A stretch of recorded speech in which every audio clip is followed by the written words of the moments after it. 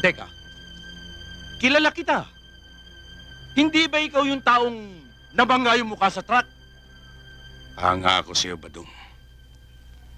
Lumalakad ka na nag-iisa. Bakit naman hindi? Malinis ang konsensya ko. At saka wala akong atraso sa mundo. Ano ang dapat ko ikatakot? Walang atraso. Hindi ka kinilabutan sa sinabi mong yan.